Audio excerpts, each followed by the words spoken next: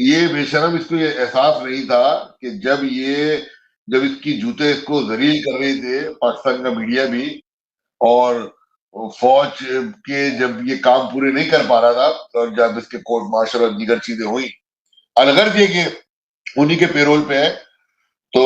قائد تحریک الطاف حسین بھائی جو ایک درویش صفت انسان ہے، جنہوں نے تمام تر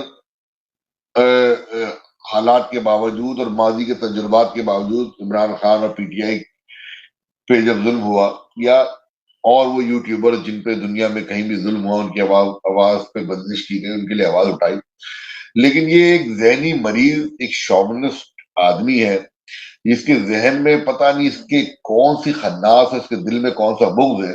جس طرح آپ ساتھیوں نے ان واقعے کا نشاندہی بھی کی کہ اس کے یعنی کہ گھر میں ایسے واقعات ہوئے، لیکن اس بدبخت کے منہ سے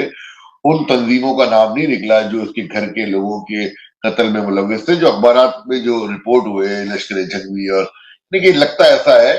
کہ یہ اپنے تہے جو ہے، جو مذہبی منافرت پھیلانے والا جو ایک گروہ ہے نا اسٹیبلشمنٹ میں، ہر کو ٹاسک دیا ہوا ہے۔